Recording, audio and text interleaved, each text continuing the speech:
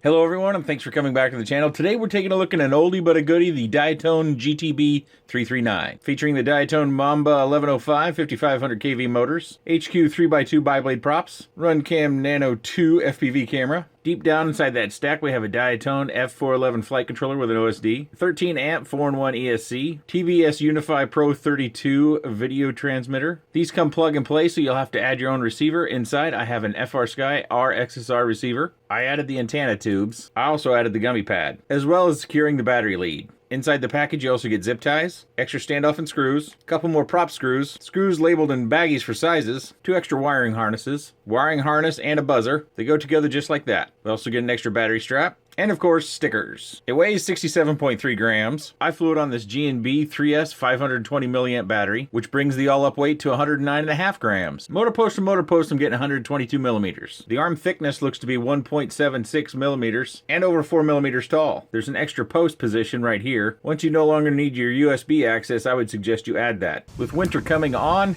I'm out there wearing my jacket. Thankfully, it's actually a relatively nice day. I believe this was a couple weeks ago. I've had this thing since, good night, I don't know how long I've had this thing, for quite a while, and I've been flying it off and on kind of casually.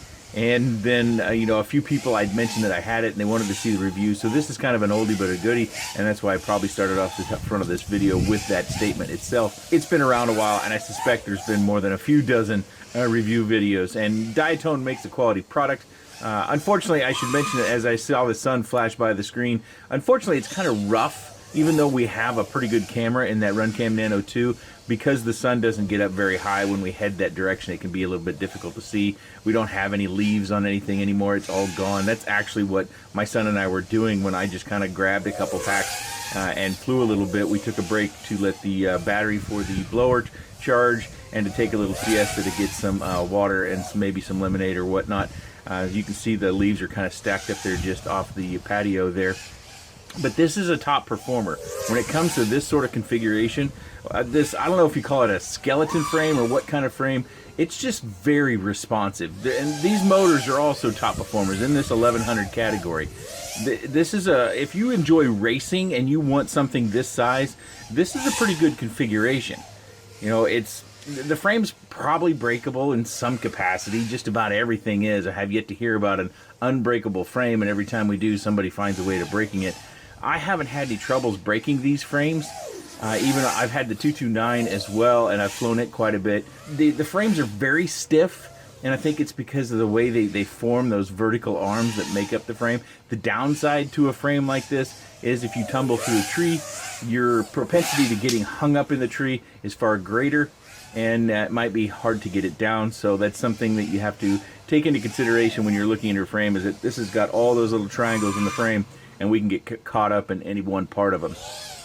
As you've seen, I did clip that tree here a little bit ago. I just decided to use the footage anyways. It was a fun flight. That punch out is real aggressive, and you get pretty hang time. That's why I'm using the larger battery. It gets us 3 minutes of flight time, and it also gives us longer float as we go zero throttle and we fly through the air.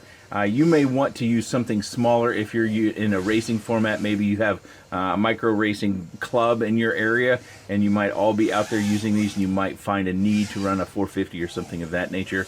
Of course, if you're starting out, you don't want to fly as aggressively, you can sure fly these things on 2S. I would, on 2S, definitely use at least a 520.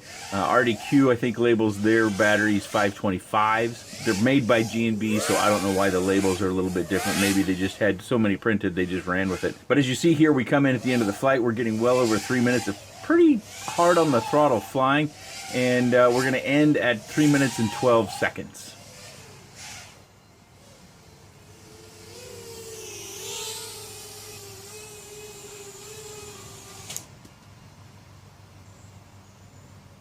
The voltage came in at 3.66 per cell, so you could have probably flown safely another 8 to 15 seconds. So in case it wasn't relatable in what I was talking about in the video, all these little pieces, those are opportunities for branches to get up through there. And that's the one downside of this configuration, is that if you get out of control and you hit a tree or anything else that you might get stuck in, there's more opportunity for little branches to come up through here and to get it harder, make it harder to come out of that tree.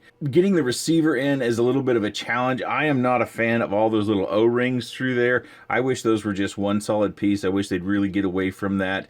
I also kind of wish that, I mean, it's something you could do on your own, but this should really have a lock nut right down here to secure things, because when you crash, your impacts are all going to come in up here, and even though this is TPU and it's going to give, it probably could put enough force on here to bend your screws a little bit. Or if you find you have any jello in yours, adding a lock nut at the bottom, it's not completely necessary. I flew without it, but it's one thing you can do if you want to make it a little bit more robust. Of course, you don't want to extend your stack up too much, because the further your stack comes away from the frame, the more leverage the impact will have when it does make contact with your camera or your canopy. Speaking of canopy, you can see we have, I guess, some camera protection, but this TPU really isn't going to do much. We can hope it does something in the best case scenario, but most likely it's going to do very, very little other than just hold your camera in position. Also mentioned in the quick specs, but hopefully you didn't miss it, these forever tubes or antenna tubes, those came out of my bin. Those did not come with the quad.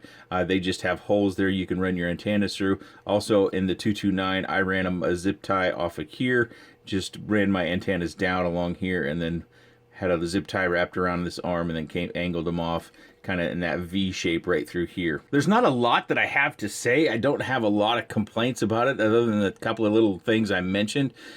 Repairing a 16x16 board, if you happen to tear a wire or need to resolder something, you're going to need to have a very small tip on your soldering iron like this one here, because those pads on a 16x16 board are very, very small, and it's going to be a challenge. It's a challenge for me with my eyesight to see those things, and many of you have been sending me links for little magnifying glasses that I can wear while I'm doing soldering, and I think I'm getting real close to that. But that's the one downside of having such a small light flight stack, is that you might be a challenge to resolder things if you should need to. Yeah, I really think I've covered everything. Pretty short video on this one. I'll have a link down in the video description if you like what you saw and you're interested, you want to check out the pricing. You know, it's that buying season right now. We're just getting past, what, Cyber Monday, and we got Christmas just around the corner, and then we have the first of the year. So all sorts of sale opportunities on this. I'll have links to various shops down below where you can pick one up. Also, those batteries, I'll have a link down in the video description. You can actually buy those from Amazon if you shop on Amazon and get them pretty quickly, usually 2-day. I find them on Prime most of the time. Those links will be down below in the video description for your convenience. If you have any comments, questions, suggestions, or otherwise, please let me know in that section down below. I appreciate your time, and thanks for watching.